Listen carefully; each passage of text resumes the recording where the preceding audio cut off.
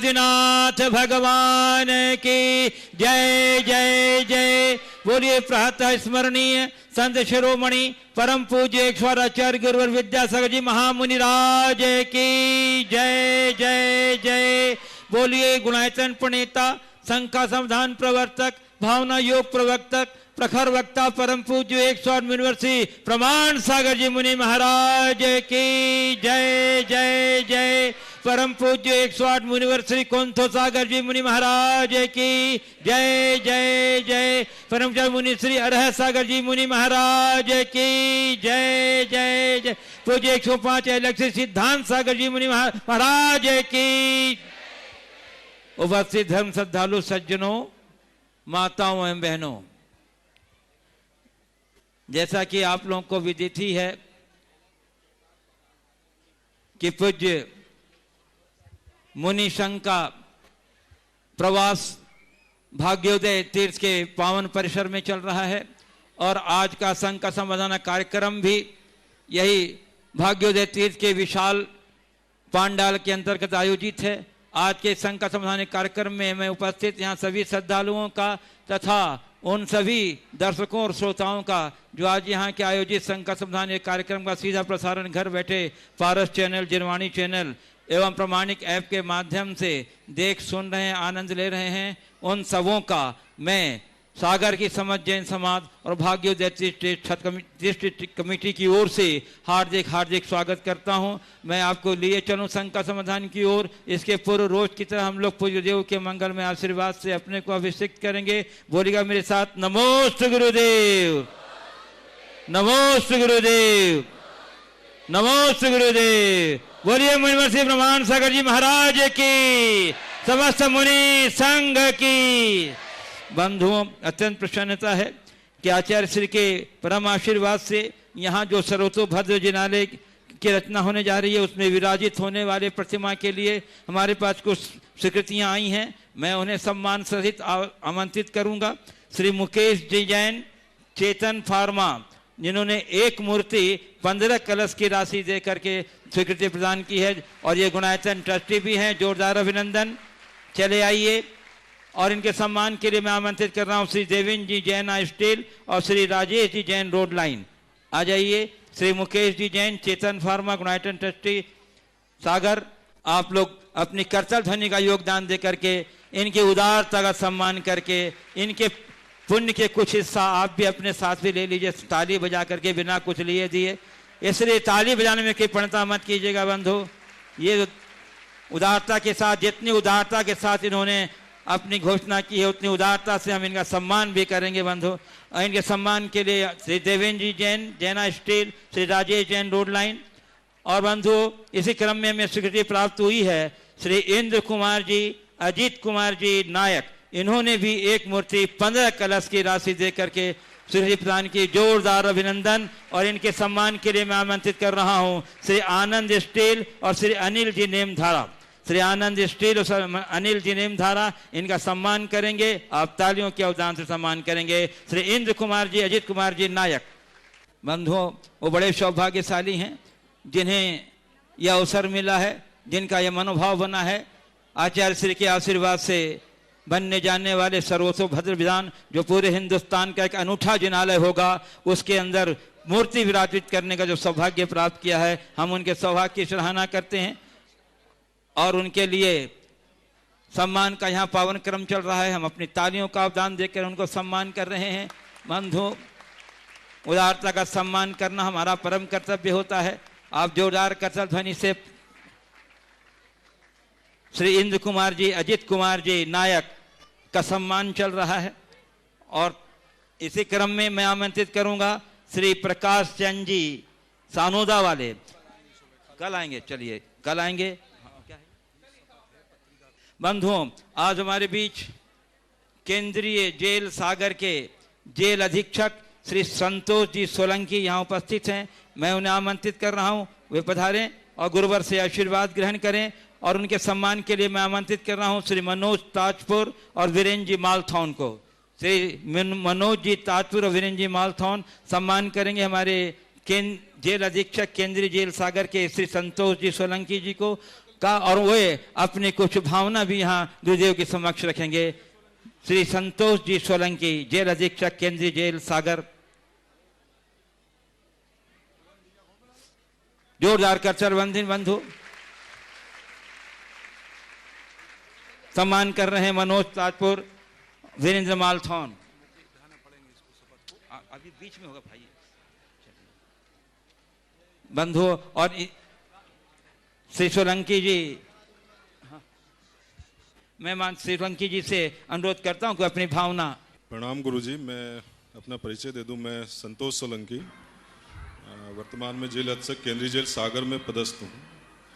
16-17 फरवरी का समवसरण विधान कार्यक्रम हुआ, मैं इसके बारे में 2 शब्द बताना चाहूँगा। इतना अच्छा और इतना भव्य आयोजन, प्रथम मौका था इस तरह के कार्यक्रम का। मैंने अपने सेवा काल में ऐसे आयोजन प्रथम बार देखने का मुझे अवसर मिला। ऐसा माहौल और ऐसा वातावरण जो शायद जेलों में मुझे भी प्रथम अवसर रहा। और गुरुजी, मैं ये भी बताना चाहूँगा कि अभी हमारे यहाँ शंका समाधान का कार्यक्रम भी प्रस्तावित था।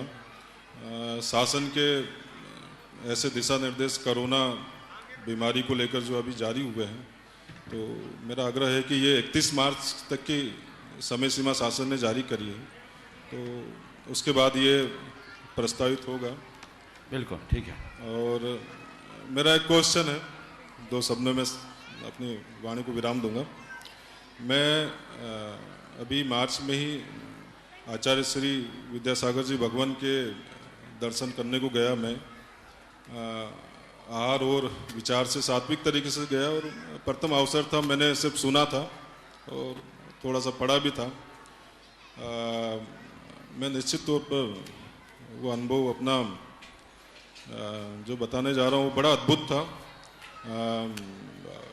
दर्शन के वो उनका चेहरा ही नहीं हटा 24 घंटे 48 घंटे तक।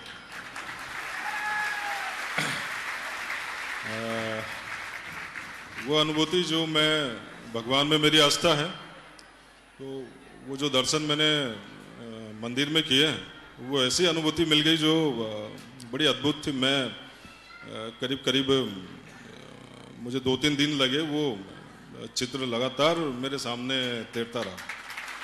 तो मेरा क्वेश्चन है आपसे कि क्या भगवान का रूप ऐसे ही होता है? देखिए, आपने जो अपनी अनुभूति प्रकट की है, ये अनुभूति केवल आपकी नहीं, हम सबकी भी है। हमने भी जब प्रथम बार गुरुदेव के दर्शन किए थे, तो मन में एक ही ख्याल आया था कि यदि इस धरती पर ईश्वर का कोई जीवित रूप है तो शायद यही है। ये उनके तप, त्याग और तेजोमय व्यक्तित्व का प्रभाव है, और उनकी मुद्रा को देखकर हमें भगवान पर विश्वास प्रकट होता है। हमें सीखना चाहिए।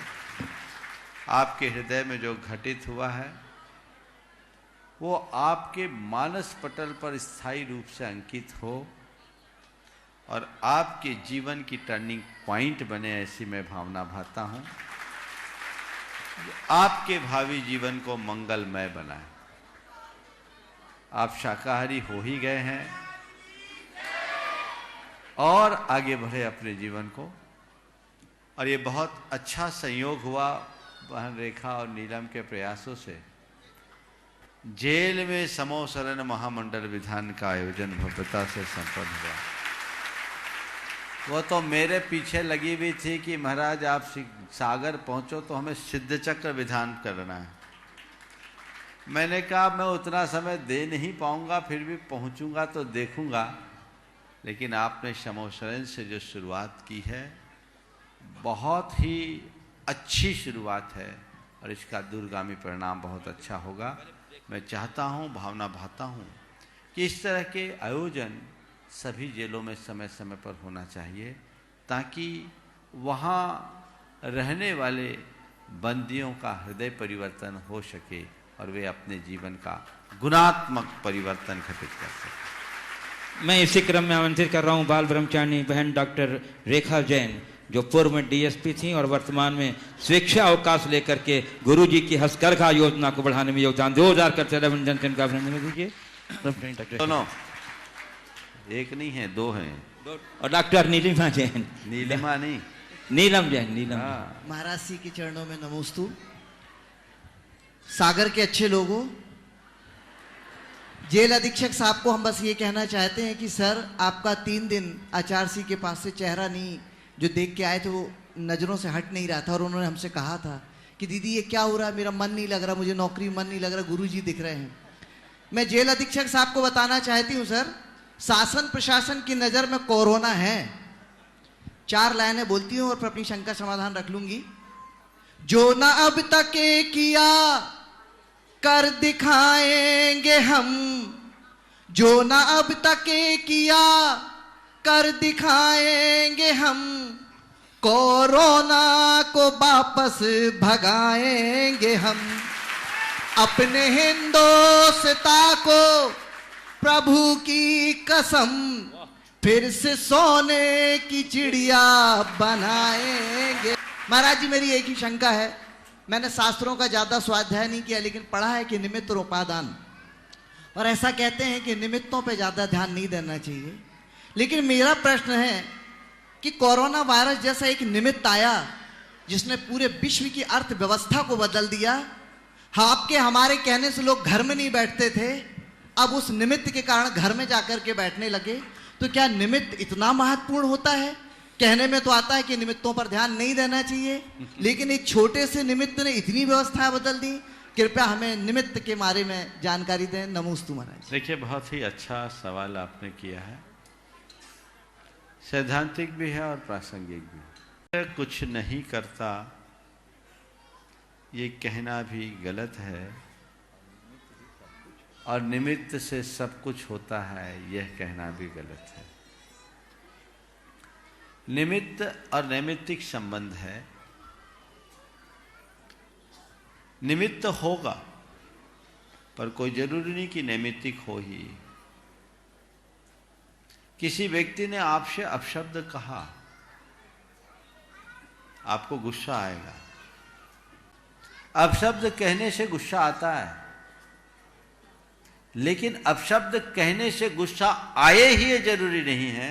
जिस व्यक्ति ने अपने पुरुषार्थ से अपने स्वभाव को शांत कर दिया, उसको कोई मारने भी आएगा तो सहज बना रहेगा। निमित्त है पर वो प्रभावित नहीं हो रहा है, और एक है जो निमित्त से प्रभावित हो रहा है। हम नारियल, सूखे नारियल को अगर फोड़ते हैं तो उससे साबुत गरीगोला निकलता है, और कच्चे नारियल को फोड़ते हैं तो 2 टुकड़ा हो जाता है। तो जो कच्चे नारियल हैं वो निमित्त से टूट के 2 टुकड़े हो जाते हैं, जो पक्के नारियल हैं उनका निमित्त कुछ नहीं करता। जहां तक कोरोना का सवाल है, ये तो डॉक्टर भी बता रहे हैं, कोरोना वायरस एक ऐसा खतरनाक वायरस है जो पूरे विश्व के लिए एक संकट का रूप ले लिया है, एक बहुत बड़ी आपदा की पर्याय बन गई, महामारी बन गई। एक दूसरे के छूत का प्रभाव है, लेकिन उसमें भी ये कहते हैं कि कोरोना वायरस से मोर्टेलिटी रेट केवल 3% है। जिसकी इम्यूनिटी स्ट्रांग है उसको कोरोना का कोई रोना नहीं है। ये सत्य है ना? तो कोरोना का निमित्त किसको काम प्रभावित किया? जिसका शरीर कमजोर है, जिसका शरीर मजबूत है, उसको कोरोना कुछ नहीं करेगा। तो फिर महाराज हम क्या करें? खुल्लम खुल्ला घूमे, ऐसी भूल मत करना, क्योंकि कच्चे नारियल ज्यादा है, पक्के कम। इसलिए बच के रहना रे बाबा, बच के रहना रे। समझ गए ना? थोड़ा बच के रहो, लेकिन घबराओ नहीं। कोरोना के प्रति सतर्क रहने का सबसे अच्छा उपाय तो मैं ये कहूंगा कि आप अपने फिजिकल फिटनेस और इम्यूनिटी को स्ट्रांग बनाने का यत्न शुरू कर दें। योग करें, प्राणायाम करें, अनुलोम विलोम आदि करें, जिससे आपका रेस्पिरेशन सिस्टम ठीक हो। स्वस्थ दशा में आप अपने आप को इतने स्ट्रांग बना लीजिए कि किसी वायरस का अटैक हो भी तो वो आप प्रभावित ना हो। अपने अंदर की किलेबंदी कर लीजिए मजबूत, ताकि कोई सेंध न लगा सके। ये प्रयास कीजिए, इसलिए इसको ध्यान में रख करके चलेंगे तो बहुत अच्छा। जो अपेक्षित है रखनी चाहिए। यहाँ रोज प्रवचन हो रहा है, शंका समाधान हो रहा है, आप लोग भारी तादाद में यहाँ आ रहे हैं। मैं देख रहा हूँ अलग अलग तरह के दिशा निर्देश जारी हो रहे हैं। मैं भी चाहता हूँ शासन प्रशासन को कोई परेशानी न हो और राष्ट्र हित में सब कुछ अच्छा हो, आप सबकी सेहत में अच्छा हो। मैं आप लोगों को एक सलाह दूंगा, थोड़े दिन सप्लाई का पानी पी लो। कार्यक्रम यहाँ चलेगा, यथावत चलेगा, प्रवचन भी होंगे, शंका समाधान भी होगा, लेकिन आप सबको पता हमारा कार्यक्रम लाइव होता है, तो आप अपने घर बैठे भी लाभ ले सकते हैं। यहाँ इतनी तादाद में उपस्थित नहीं भी हो तो अच्छा चल सकता है। महाराज इतने दिन बाद तो आए हो, क्या होगा, लेकिन सुरक्षात्मक प्रावधानों के साथ आप आएंगे तो कुछ नहीं होगा। ये भगवान का दरबार है, थोड़ा सा हम कमी कर सकते हैं और दूर रह कर के भी लाभ ले सकते हैं।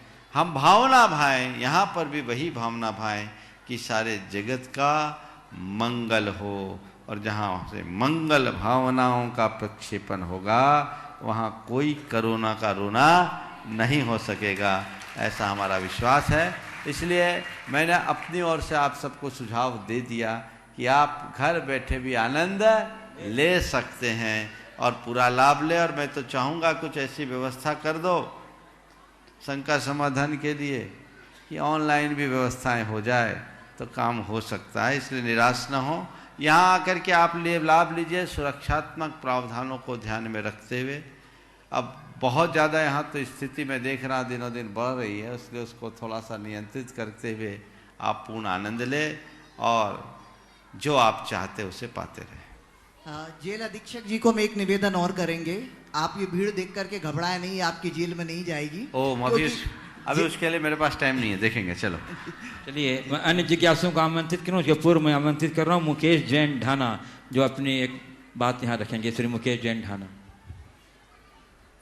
ये पत्रिका अखबार सागर में है जो प्रकाशित होता है, उसकी तरफ से एक छोटी 4 लाइनों की वो है। आपको सिर्फ हाथ उठा के शपथ लेना है। ये पत्रिका के फोटोग्राफर कल अखबार में छापेंगे। मैं गणतंत्र की 70वीं सालगिरह पर पत्रिका के स्वर्णिम भारत अभियान को समर्थन देता हूं। मैं शपथ लेता हूं कि इस साल मेरी जन्मभूमि को 70 घंटे जरूर दूंगा। इस दौरान अपने इलाके को स्वच्छ व सुंदर बनाने तथा प्लास्टिक से मुक्त करने के लिए कार्य करूंगा। अन्य लोगों को भी इसके लिए प्रेरित करूंगा। इसके अलावा संविधान द्वारा प्रदत्त मौलिक अधिकारों व कर्तव्य का निर्वहन करूंगा। हाथ उठा दो एक बार बस। बिल्कुल भैया, ये हाथ उठाना मात्र नहीं है, इसमें अपनी भागीदारी देना जरूरी है। देश की बाहरी और भीतरी स्वच्छता को बनाए रखना प्रत्येक जिम्मेदार नागरिक का दायित्व है। आप सबको ये करना चाहिए। और मैं तो सागर वालों से ये चाहूँगा कि आप इतने जागरूक हो जाएं स्वच्छता के क्षेत्र में, ताकि आने वाले दिनों में पूरे देश और प्रदेश में सागर पहला स्थान पा सके। ये जवाबदारी आपकी है। हम ये कभी हमेशा याद रखें, स्वच्छता में ही समृद्धि है, स्वास्थ्य है। भाग्योदय के पाठशाला के बच्चे और उसके बाद तैयार रहेंगी गौरवबाई मंदिर महिला ज्ञान पाठशाला की संचालिका श्रीमती अनीता छाया जैन। अरे वाह, बहुत तैयारी से। जितना चाहा, जो चाहा, जब चाहा, क्या कभी मिला। जितना चाहा, जो चाहा, जब चाहा, क्या कभी मिला। ये तो हाइकू बोल रहे हैं लोग। हाँ, जुड़ो ना जोड़ो, जोड़ा छोड़ो, जोड़ो तो बेजोड़ जोड़ो। हाँ। संदेह होगा देह है तो देहाती विदेह हो जा। आज्ञा का देना आज्ञा पालन से है कठिनता। ओ, हो गया सबका? राजी ना होना नाराज से लगता है नाराजी नहीं। बहुत सुंदर, चलो हो गया सबका। मुझे जिताया वे जीते रहे मैं सेवा करूं। मलाई कहाँ अशांत दूध में सो प्रशांत बनो। चलिए ठीक है, बहुत अच्छा, सभी बच्चों का आशीर्वाद इन बच्चों ने। ओ, समय देखो। नमोस्तु महाराज जी, मेरी शंका ये है कि हमारी पाठशाला वाली आंटी हमें कई कठिन विषय पढ़ाती हैं, कई कठिन नियम दिलवाती हैं। विषय तो हमारे सिर के ऊपर से निकल जाते हैं, परंतु जो नियम होते हैं वो हम अपने जीवन में लागू नहीं कर पाते। तो महाराज जी, और कभी कभी तो मम्मी पापा भी कहते हैं कि खा लो बेटा खा लो, कभी कभी खाने से कुछ नहीं होता। तो महाराज जी, इस स्थिति में हम किसकी बात सुने? और महाराज जी, ये नियम हमारे जीवन पे क्या असर डालते हैं? बहुत अच्छी बात है, बहुत अच्छी बात। खड़े रहो बेटा, खड़े रहो। देखो, सबसे पहली बात तो मैं ये कहूँगा, आप अपने बच्चों को पाठशाला भेजिए, इसी में इनका भविष्य ठीक होगा। और जो पाठशाला में पढ़ाते हैं उन्हें रटाए नहीं, उनके जेहन में बैठाएं। उन्हें शब्द ज्ञान कम दें, भाव ज्ञान दें। पाठ को पढ़ाने का मतलब संस्कार देना नहीं है, चेतना को जगाने का नाम संस्कार देना है। बच्चों की चेतना को इस कदर जगा दें कि वो सपने में भी कोई गलत कार्य ना करें। पहला काम। मैं आपको एक अनुभव बताता हूं। 1995 में जब हमारा भोपाल चातुर्मास था, वहां शिविर लगा और वहां 3000 शिविरार्थी थे, जिसमें 5 सेक्शन नॉन जैन बच्चों के थे। उसमें एक सेक्शन में नीलम बहन की बड़ी बहन है जो माता जी हो गई, हाँ, पहले आशा बहन थी, वो पढ़ा रही थी। छोटे छोटे बच्चों की क्लास थी। क्लास पूरी होने के बाद, ध्यान से सुनो, क्लास पूरी होने के उपरांत एक चार्टर्ड अकाउंटेंट व्यक्ति ने कहा कि महाराज, मेरे एक दीक्षित मित्र हैं, चार्टर्ड अकाउंटेंट हैं, उन्होंने हमसे कहा, वो उनको लेकर आए कि बोले महाराज ये कहते हैं कि तुम्हारे यहाँ का शिविर क्या लगा, हमारा तो खाना ही छूट गया। शिविर क्या लगा, हमारा तो खाना मुश्किल हो गया। बोले क्या बात है? बोले मेरी 8 वर्ष की बिटिया उस शिविर में गई, उसने रात्रि भोजन त्याग दिया। अभी सुनो पूरी बात, आशा बहन ने पढ़ाया था। 8 वर्ष की बिटिया शिविर में गई, रात्रि भोजन त्यागा, अनेक बच्चों ने त्यागा होगा, पर उसने जो छोड़ा सो छोड़ा। मैं रात में खाता हूं तो कहती पापा आप रात में क्यों खाते, इसमें तो मांस भक्षण का दोष लगता है। पापा आप रात में क्यों खाते हैं, इसमें तो मांस भक्षण का दोष लगता है। महाराज, बेटी से प्रेरित होकर आज मैं रात्रि भोजन छोड़ने आया हूं। ये संस्कार होने चाहिए पाठशाला में। और माँ बाप को चाहिए कि बेटे को संभालो, खा लो बेटा खा लो कहने की आदत टालो। आप उससे उनकी नींव कमजोर कर रहे हैं, उनके हृदय में पाप से जो डर है उसे आप समाप्त कर रहे हैं। और जब पाप से डर समाप्त हो जाएगा तो कल बड़े बड़े अपराध करने में भी उसे कोई संकोच नहीं होगा। इसलिए इस मोह से अपने आप को बचाइए, खुद मजबूत बनिए, औरों को मजबूत बनाइए। चलिए। गौरवबाई मंदिर महिला ज्ञान पाठशाला की संचालिका श्रीमती अनिता छाया जैन, और उसके बाद कहाँ जल्दी, हाँ, उसके बाद तैयार रहेंगे प्रोफेसर उदय जैन, पूर्व कुलपति रीवा विश्वविद्यालय। मंडल की जितनी बहनें जहाँ भी बैठी हैं कृपया वो खड़ी हो जाएं। चलो जल्दी से पूछो। समस्त गुरु संघ के चरणों में कोटिशाह नमोस्तु, कोटिशाह नमोस्तु। गुरुवर गौरवबाई मंदिर जी में मुनि श्री निश्चिंत सागर जी महाराज श्री के सानिध्य में ज्ञान पाठशाला शुरू हुई थी, जिसमें सिर्फ महिलाएं ही पढ़ने आती हैं, जिसमें करीब 100 महिलाएं पढ़ने आती हैं।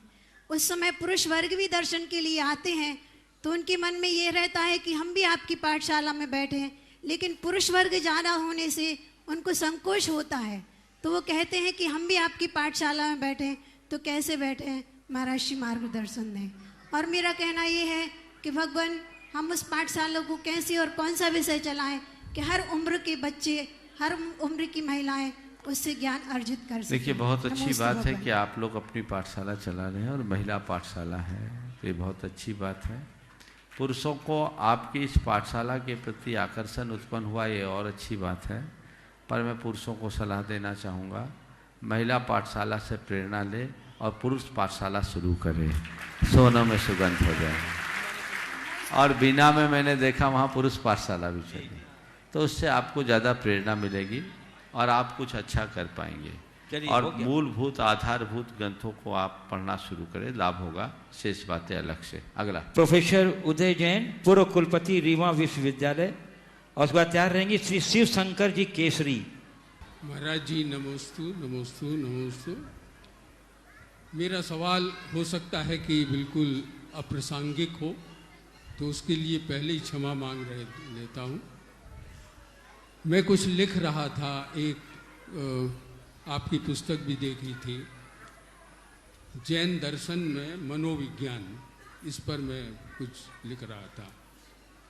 तो सवाल जो उठा वो ये कि आत्मा का स्वरूप तो जगह जगह वर्णित है, वो निराकार है, अमूर्त है, ज्ञानमय है, चेतनामय है। फिर प्रश्न उठता है जो कर्माणु हैं, कर्माणु तो पुद्गल है और आत्मा निराकार है, निर्मूर्त है, अमूर्त है। तो ये जो चिपकना शब्द है कि कर्म बंधन होते हैं, ये कैसे होता है, क्या पॉसिबल है? मैं ज़्यादा बहुत सारा वो नहीं। बस 10-12 मिनट का समय है महाराज। आज फिर महाराजों का सवाल होगा, इसलिए जल्दी जल्दी सबको ले लीजिएगा, है ना। मैं आपके सवाल का उत्तर दे रहा हूँ। आपने पूछा आत्मा मूर्त है और पुद्गल परमाणु मूर्त, तो दोनों का गठबंधन कैसे होता है, ये बात हमें समझना है। ये बात सही है कि आत्मा अमूर्त है, पर ये केवल स्वभाव की अपेक्षा, अनादि कर्मों से बंधन होने के कारण, बद्ध होने के कारण आत्मा को मूर्त माना गया है। और ये आत्मा अनादि से मूर्त है, इसलिए मूर्त का मूर्त से संबंध होता है। हाँ, मूर्त होने के बाद भी अमूर्त होने की क्षमता इसके अंदर है, जो अपनी चेतना की जागरूकता से हो सकता है। इसलिए मूर्त से अमूर्त की ओर बढ़ा जाता है। इसलिए ये सवाल ही खत्म हो जाता है कि अमूर्त का मूर्त से बंधन कैसे है। यहाँ मूर्त का मूर्त से बंधन समझना चाहिए। श्री शिव शंकर जी केसरी, और उसके बाद तैयार रहेंगे श्री अशोक जी पालीवाल। उनके अनुसार मैं अपना जीवन और अपने गृहस्थ को चलाता हूँ, मगर मैं भीतर बाजार में रहता हूँ। गौराबाई मंदिर में वाणी जी से लेकर आचार्य प्रबंध विद्यासागर जी महाराज और आप जैसे महामुनियों के प्रवचन सुनकर मैंने अपने आचरण में शाकाहार अपनाया है। इतना ही मैं कहना चाहता हूँ और आपसे निवेदन करता हूँ। ठीक है, चलिए। श्री अशोक जी पालीवाल, और उसके बाद तैयार रहेंगे श्री हेमचंद जी जैन। मुनिवर को नमस्ते। महाराज श्री, मेरा एक पहली शंका जी है, क्या प्रारब्ध होता है या प्रारब्ध के दुष्कर्मों का वर्तमान जीवन में फर्क पड़ता है और इसका प्रायश्चित क्या है? प्रारब्ध होता है, प्रारब्ध का हमारे वर्तमान जीवन में प्रभाव भी पड़ता है। आपने पूछा है प्रायश्चित क्या है। हम अपनी अंतश्चेतना को जागृत करके अपने प्रारब्ध को बहुत अंशों में परिवर्तित भी कर सकते हैं। नमस्ते। श्री हेमचंद जी जैन, और उसके बाद तैयार रहेंगे श्री गुरुजीत सिंह, सिख समाज के अध्यक्ष। मुनि प्रमाण सागर जी के चरणों में बारंबार नमस्तु। हराय सागर कुंतु सागर महाराज के चरणों में ओम। सवाल करो जल्दी से। सवाल तो बोल रहे हैं। हाँ बोलो बोलो बोलो बोलो। हाँ प्रशस्ति से पढ़ने दीजिए पहले। सवाल जल्दी से। भाषा है भिन्न, धरातल भिन्न, नए नए आयाम, नई पहचान, आते जाते छंद, सभी मेहमान, वर्तमान और विगत के अर्थ अलग हैं, खुलती जितनी पढ़ते हैं उतनी शर्त अलग हैं। कबीरा ने बाँचा, इसको तुलसी ने बाँचा, नौला पर ले तंबूरा, मीरा ने नाचा, महाप्रभु चैतन्य हो गए उनकी धुन में, वाल्मीकि ने बाँचा इसको गुण अवगुण में, कुछ ने अर्थ लगाए अपने, कुछ ने समझी मायाचारी, ऐसे गीत लिखा है तूने, बीच बारे थके समझ नहीं। आचार्य विद्यासागर सवाल करो हेमचंद जी। कविता पढ़ने के लिए नहीं दिया गया आपको, बहुत अच्छी रचना है, बाद में सुनाना। सवाल करो जल्दी से। ये 2 लाइन और रह गई, मैं सुना दो, नींद नहीं आए। तुम्ही ने अपनी बंसी से, आचार्य विद्यासागर जी की तुम्ही ने अपनी बंसी से अपनी आवाज़ निकाली, मैं धन्य हुई है धारा, तुम्ही से हम, हमसे तुम। मेरा कोई प्रश्न नहीं है। ओम। देखिए आगे से जो भी प्रश्न के लिए खड़े हो, बहुत लोगों का समय होता है, एक एक सेकेंड कीमती होता है। कृपया जिनका प्रश्न हो वो ही खड़े हों, वो ही अपना नाम दें। जिनका प्रश्न न हो, अपने भाव और उद्गार का ये मंच नहीं है। आपके पास बहुत भाव हैं, बड़े हृदय के उद्गार हैं, उसके लिए फिर कभी अवसर की प्रतीक्षा कीजिएगा। प्रसंग का समाधान में इनके पास 200 पर्चियाँ आती है, कृपया इतना ध्यान रखें। और बिना प्रश्नों को पहले से जांच करवाए नाम न दें। आयोजक गण विमल जी पर कोई दबाव न दें। और विमल जी, मैं आपसे कहता हूं, किसी भी पदाधिकारी की बात मत सुनो, और जो आप पर दबाव दे उसको मेरे पास भेज दो। कार्यक्रम को कार्यक्रम की भांति संचालित करें तो मजा आएगा। इस कार्यक्रम की अपनी गरिमा है, पूरे देश में संदेश अच्छा जाना चाहिए। जिस तरह कल का कार्यक्रम हुआ था उसी तरह नित्य होना चाहिए। चलिए। श्री गुरुजीत सिंह जी, सिख समाज के अध्यक्ष। उसके बाद तैयार रहेंगी कुमारी आकांक्षा मलैया, सचिव विचार संस्था। गुरुजन, मैं आपके चरणों में अपना सिर निभाता हूँ, प्रणाम करता हूँ। मैं तरुण सागर जी को बहुत सुनता हूँ और बहुत ही अच्छा लगता है। मैं पूछना चाहता हूँ कि विद्यासागर, आचार्य श्री विद्यासागर जी महाराज और गुरु नानक देव जी के उपदेशों में अंतर क्या है? देखिए, आचार्य श्री के उपदेश और गुरु नानक जी के उपदेश में आपने अंतर पूछा है। मैं आपसे कहूँगा कि हमारे इस धरती पर जितने भी गुरु हुए हैं, सबने आत्मा को जगाने का गीत गाया है। और उस गीत की दृष्टि से देखें तो केवल स्वर अलग है, सुर सबके एक हैं। हमें वो मान करके चलें।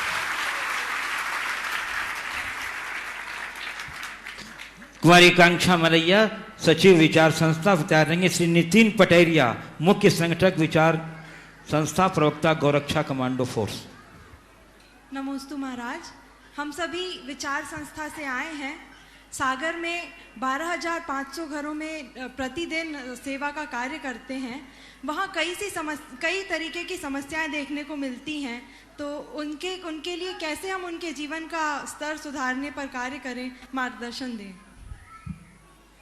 अनेक परिवारों में अनेक प्रकार की समस्याएं हैं और उनके जीवन का स्तर सुधारने के लिए आप लोग काम कर रहे, सराहनीय। आपने मुझसे मार्गदर्शन चाहा है, कैसे करें। मैं तो एक ही बात कहता हूँ, लोगों के हृदय में 4 बातें जगाओ।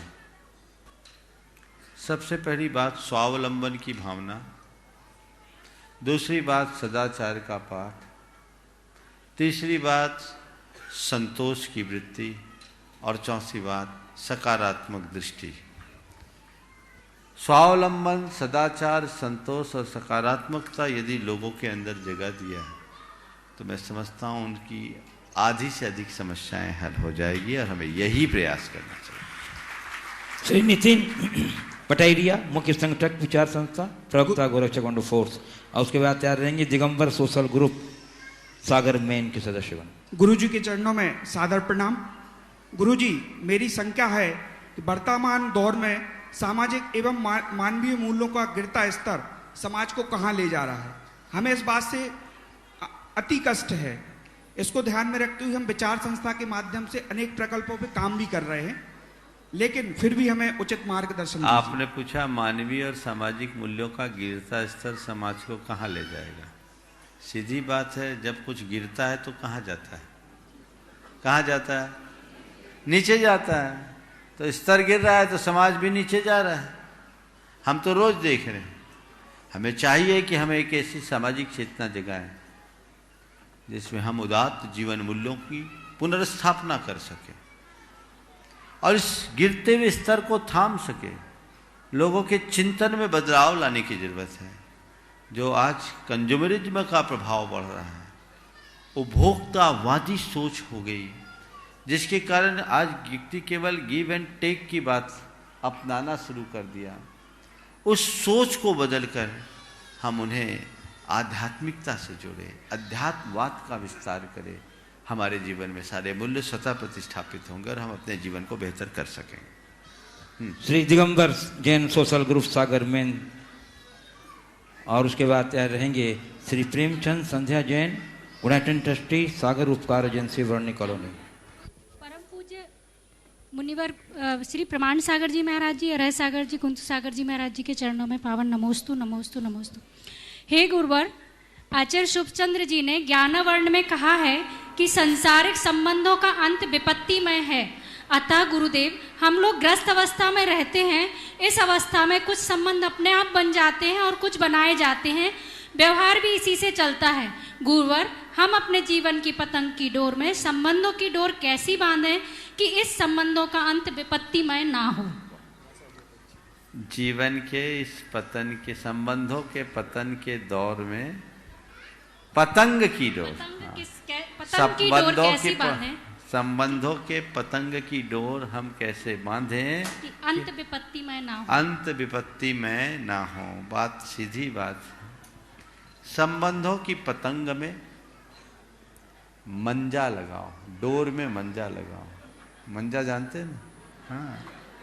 और उस मंजा से धागा मजबूत हो जाता है। मैं भी बचपन में पतंग बहुत उड़ाता था, और आजकल तो रेडीमेड मतलब मंजा मिलता है। उस समय हम लोग मंजा हाथ से लगाया करते थे। उसमें कई आइटम लगाते थे, कांच का चूरा, अखरोट, चावल, समझ गए, ये सब चीज़ें लगाकर उसमें सरेस ये मिलाते, शीशा कांच का टुकड़ा हो गया ना, ये मिलाते थे तो वो मंजा पुख्ता हो जाता था।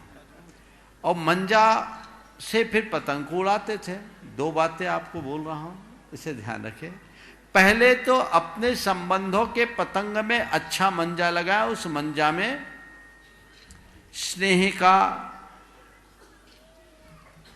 सरेश डाले, चिकनाई डाले, सद्भावों का शीशा डाले, एक दूसरे के समादर का उसमें चावल डाले, और एक दूसरे के प्रति सहयोग का उसमें अखरोट मिलाएं, तो वो मंजा बहुत अच्छा होगा। और इस मंजा के बाद जब हम पतंग उड़ाए, तो पतंग उड़ाने के बाद पतंग को तब तक खतरा नहीं होता जब तक किसी से पेंच न लड़े। तो हम पतंग उड़ाते थे, अपनी तरफ से पेंच लड़ाने की कोशिश नहीं करते थे, और कोई हमसे पेंच लड़ाता था तो हम ढील छोड़ देते थे। हमसे पतंग पेंच लड़ाए हम ढील छोड़ देते, हमारी पतंग सेफ रहती, उसकी पतंग कट जाए, हमें क्या करना है। तो मैं आप सबसे कहता हूं अपनी संबंधों की डोर को मजबूत रखें, पेच लड़ाए नहीं, और कोई पेच लड़ाए तो हम थोड़ा इग्नोर करके ढील छोड़ना शुरू कर दे, हमारे संबंधों की पतंग हमेशा उड़ती रहेगी, फिर हमें किसी तरह की कठिनाई की अनुभूति नहीं होगी। प्रेमचंद जी, संध्या जैन, उपकार एजेंसी, वर्णी कॉलोनी सागर, गुनाइटन ट्रस्टी। बंधुओं, मैं आपको ये बता दूं कि यह वह सौभाग्यशाली परिवार है जिन्हें आचार्य श्री के आशीर्वाद से इस भाग्योदय तीर्थ परिसर में सहस्रकोट जिनालय चैत्यालय के निर्माण का सौभाग्य प्राप्त हुआ है। एक बार जोरदार करते अभिनंदन कर दीजिए। और इनके बाद तैयार रहेंगी कुमारी सौम्या जैन, समीक्षा जैन, साक्षी जैन। नमोस्तु महाराज जी, नमोस्तु महाराज जी।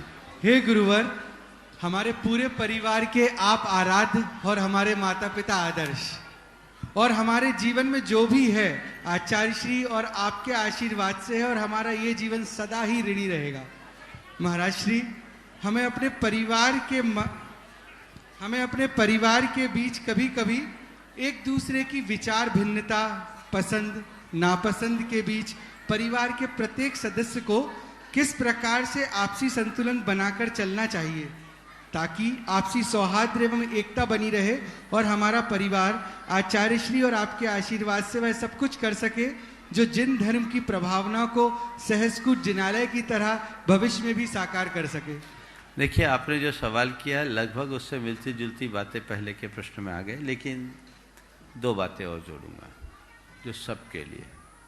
एक परिवार में जितने भी सदस्य हैं सबके विचार एक हों ये जरूरी नहीं, विचार भेद हो पर विचारों में टकराव नहीं।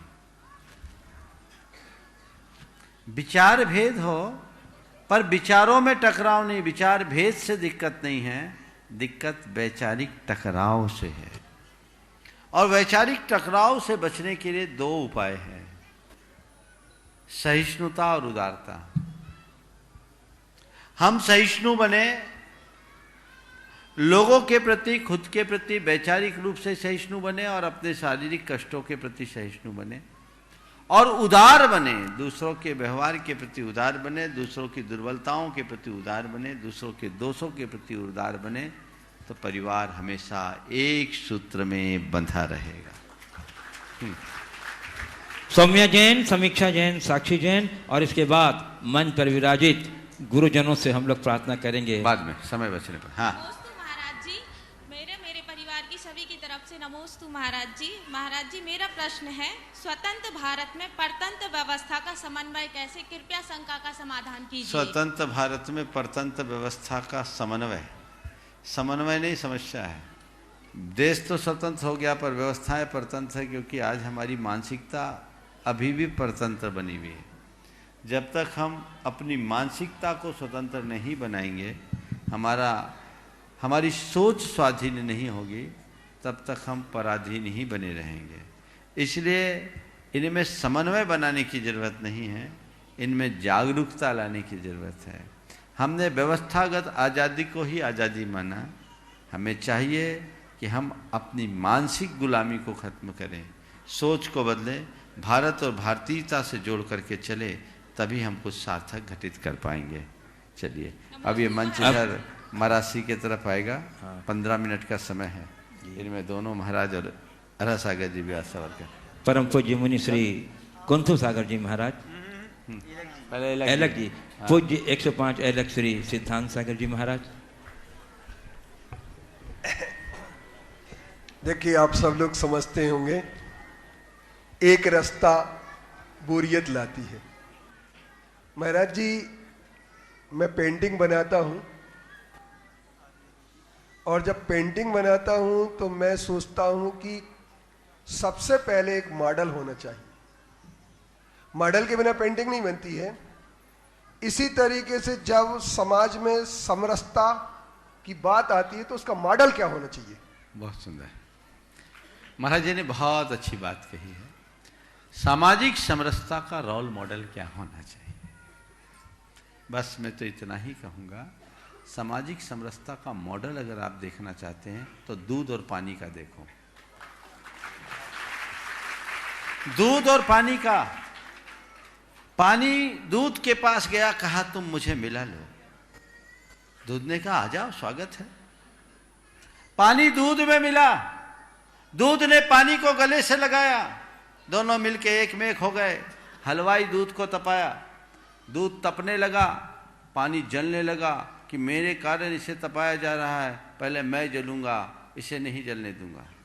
पानी जब जलने लगा तो दूध का हृदय जल उठा। उसने कहा मैंने जिसे शरण दिया उसकी रक्षा करना मेरा धर्म है, मैं अपनी आखिरी सांस तक इसको शरण दूंगा। ये आग इसे जला रही है, मैं आग को बुझा के छोड़ूंगा। दूध उफन गया, दूध उफन गया।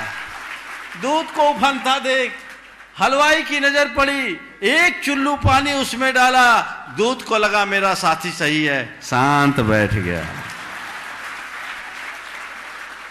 ये दूध और पानी का संबंध समाज की समरसता का मॉडल है। इसके अगेंस्ट एक तेल और पानी का भी संबंध है, वो भी सुना दूं, पक्ष दोनों हो जाएगा। एक दिन पानी तेल के पास गया, कहा मुझे कोई पूछता नहीं, तुम मुझे थोड़ी पनाह दे दोगे तो तुम्हारी बड़ी कृपा होगी। तेल ने कहा कि तुम्हारी मेरे पास औकात क्या जो तुम आए हो, फिर भी थोड़ी शरण दे दो ना। तेल ने कहा ठीक है, आने हैं तो आ जाओ, चरणों में बैठ जाओ। पानी तेल के पास गया, तेल ऐंठ के पानी के सिर पर बैठ गया। पानी तेल के पास गया, तेल ऐंठ कर पानी के सिर पर बैठ गया। थोड़ी देर बाद दिया जलाया गया, तेल जल गया, पानी का कुछ नहीं हुआ। समझ गए? तो एक दूध और पानी जैसा संबंध है और एक तेल और पानी जैसा संबंध है। जहाँ एक दूसरे से मिलने और मिलाने की बात हो वो समरसता को उत्पन्न करता है, और जहाँ एक दूसरे के ऊपर ऐंठने की बात होती है वो तेल और पानी जैसा संपर्क बनाता है, संबंध नहीं बनने देता। हम अपने संबंधों में मधुरता लाएं। महाराज जी और पूछिए। हाँ, जैन धर्म जाति भी नहीं है, वर्ण भी नहीं है, लेकिन जैनियों के बीच में जाति और वर्ण की जो सोच है उसके संकीर्ण सोच को दूर करने के आपके क्या उपाय है? बहुत अच्छा सवाल महाराज जी। क्या है, जैन शब्द जातिवाचक नहीं है, जैन शब्द संप्रदायवाचक नहीं है, जैन शब्द गुणवाचक शब्द है। जैन शब्द जिन शब्द से बना, जिन का मतलब होता है जीतने वाला, और जो अपने विकारों को जीत ले वो जिन है, और जिन के अनुयायी जैन कहलाते हैं। हम सब जैन हैं। जैन धर्म व्यक्ति पूजक नहीं, गुण पूजक है। धर्म का संबंध आत्मा से है, जाति और वर्ण का संबंध इस शरीर से है। इसलिए हम धर्म को जाति और वर्ण से ऊपर उठ करके देखें। जैन धर्म का पालन कुत्ता बिल्ली भी कर सकता है। हमारी सामाजिक व्यवस्थाएं अलग है। सामाजिक व्यवस्थाओं को सामाजिक परंपराओं के अनुसार आगे बढ़ाना अलग बात है, क्योंकि सभी की अपनी अपनी रीतियां हैं, सभी की अपनी अपनी परंपराएं हैं, सभी का अपना अपना इतिहास है, सभी के अपने अपने रिचुअल्स हैं। वो अपने तरह से रहे तो कोई बात नहीं। जैन धर्म जाति का निषेध नहीं करता, जातीयता का निषेध करता है। हम जाति मिटाने की बात गलत है, जाति मिटाने की बात न करें, क्योंकि जातियों से हमारी संस्कृति और सभ्यता का इतिहास जुड़ा है। जाति ना मिटाएं, जातीयता मिटाएं। धर्म हर जाति को अपनाने की इजाजत देता है। मेरी जाति श्रेष्ठ और तेरी जाति अश्रेष्ठ, ये जातीयता है। कभी खतरा जाति से नहीं हुआ, जातीयता से हुआ। संप्रदाय से नहीं हुआ, सांप्रदायिकता से हुआ। धर्म से नहीं, धर्मांधता के कारण हुआ है। इसलिए हम जातीयता की मानसिकता से ऊपर उठे, सांप्रदायिकता की मानसिकता से ऊपर उठे, धर्मांधता की मानसिकता से ऊपर उठे। जातियों को पकड़ करके बैठना भी गलत है और जातियों को भुला देना भी गलत है। अगर अपनी सांस्कृतिक परंपरा के इतिहास को सुरक्षित रखना है तो हमें हमारी जातियों को सुरक्षित रखना होगा। हमारे शास्त्र में मान्य परंपराएं हैं, लेकिन जातीयता का मन में कभी स्थान नहीं आना चाहिए। हमारे शास्त्र कहते हैं न जाति गर्हिता कश्चित गुनाह कल्याण कारणम प्रतस्थम अपि चांडालम तम देवा ब्राह्मणम विदु। हमारे यहाँ कोई भी जाति की निंदनीय नहीं बताई, गुण कल्याणकारी है। एक चांडाल भी अगर व्रत ग्रहण कर ले तो वह ब्राह्मण कहलाने का अधिकारी है। ये व्यवस्था जैन धर्म में, ये उदारता केवल जैनों के यहाँ और कहीं नहीं रही। हमारे यहाँ कर्मणा वर्ण व्यवस्था रही, जन्मना नहीं। दुर्भाग्य है कि हमने मूलभूत सिद्धांतों को भुलाकर केवल ऊपरी चीज़ों को पकड़ करके बैठ गए और उसमें भी जातीयता को प्रमुखता दे दी। इसलिए आज हम जो कभी बहुसंख्यक थे अब अल्पसंख्यक बन गए हैं, मुट्ठी भर रह गए हैं। हमें वापस जैन धर्म के उदात्त सिद्धांतों को समझकर जन जन तक पहुंचाने की कोशिश करनी चाहिए। महाराज जी, आपसे छोटी सी मत भिन्नता में प्रकट कर रहा हूं। अवश्य। आपने कहा कि जैन धर्म जाति की बात नहीं करता है, लेकिन सजातित्व और जाति शुद्धि की एक बात आती है, वो क्या लफड़ा है? देखिए, सजातित्व और जाति शुद्धि की बात जिस तरीके से की गई है, बहुत अच्छा सवाल है। आज गलती हो गई, आज का पूरा सेशन इनको देना था। सिद्धांत सागर जी महाराज हमारे संघ के एक ग्रेट स्कॉलर में गिने जाते हैं और ये हरफन मौला है, सभी विधाओं में दक्षता रखते हैं। एलक जी हैं, मुनि महाराज होते तो हमसे आगे होते। लेकिन बहुत अच्छी बात है आपने जो जिस तरफ इशारा किया है, सज्जातित्व की बात, ये सज्जातित्व की बात जिस तरह के उत्तम कुल में जन्म लेना सज्जातित्व है, ये नहीं जिस कुल में जन्म लेकर मोक्ष की योग्यता प्राप्त करे वह सज्जातित्व है, सही जन्म जिससे हम अपने जीवन को कल्याण कर सके। हमारे यहाँ पिंड शुद्धि का अर्थ भोजन की शुद्धि है, शरीर की शुद्धि नहीं। हम जाति की बात करते हैं, धर्म की बात को भूल जाते हैं, जबकि कोई भी जाति अनादि से नहीं है। आज वर्तमान में जितनी जातियां हैं, इनके इतिहास को पलट करके देखें तो वर्तमान में उपलब्ध जातियों का इतिहास 2200-2300 वर्ष से पुराना नहीं है। कोई भी जाति अनादि नहीं है। आज जैन समाज की बात मैं आपको कह रहा हूँ, मैंने जाति भास्कर ग्रंथ पढ़ा, उसमें सभी जातियों का 84 जातियों का वर्णन है। कोई भी जाति 2300-2400 साल से पुरानी नहीं है। यही हमारी जातियों का इतिहास। हम किस जाति के पीछे लगे? इनके पीछे लगना कतई उचित नहीं है। हमें आत्माश्रित धर्म को प्रमुखता देना चाहिए, देहाश्रित जाति को कतई नहीं। लेकिन अब एक बात और छोटी सी कह रहा हूँ, महाराज को और पूछ लें दो। चलो चलो, एक कर लो, एक कर लो। हाँ, करो। कल रहोगे ना? कल रहोगे ना तो आप पूछो। कल रहेंगे, आप पूछो पूरे। हाँ। देखो, ये तो महाराज जी की उदारता है, लेकिन जाति की उदारता जैनों में क्यों नहीं है, इसका आप उत्तर दे दीजिए। देखिए, ये बड़ी संकीर्णता है। जब हम पुराणों को पढ़ते हैं, आगमों को पढ़ते हैं, तो हमारे यहाँ बहुत उदारता रही। वर्तमान में मध्ययुगीन प्रभाव जैनियों पर भी पड़ा। भारत का मध्ययुगीन इतिहास बड़ा विचित्रताओं से भरा है।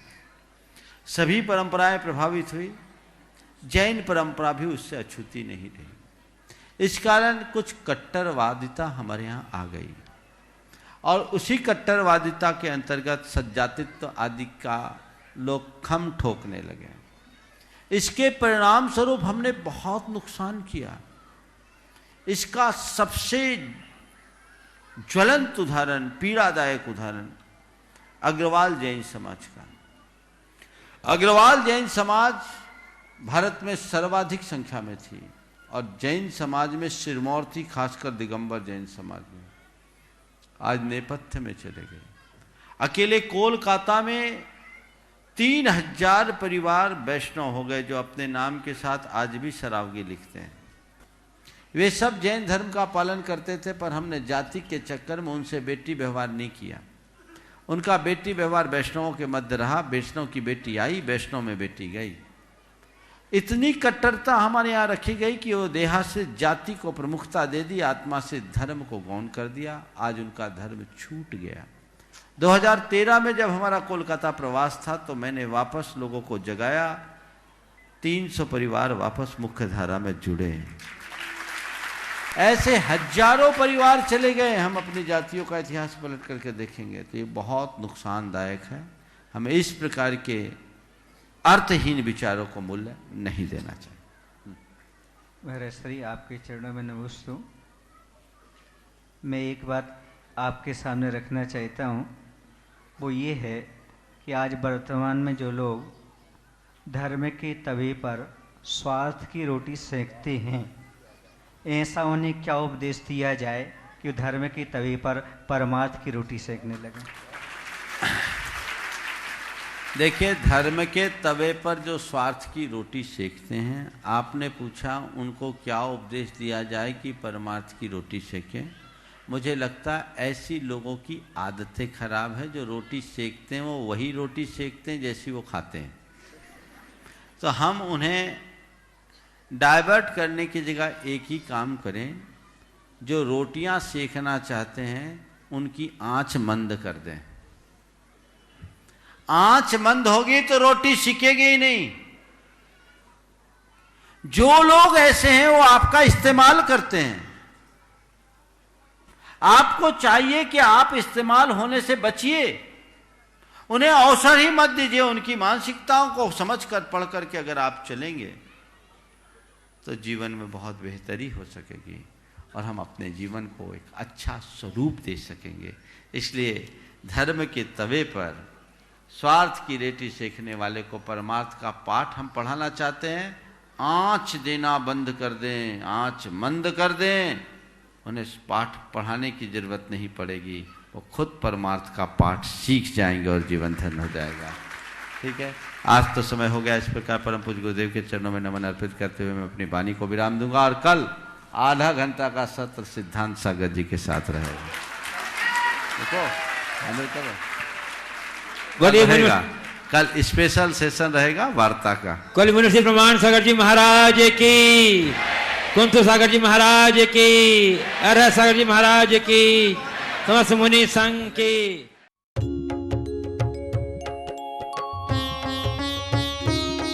शंका समाधान।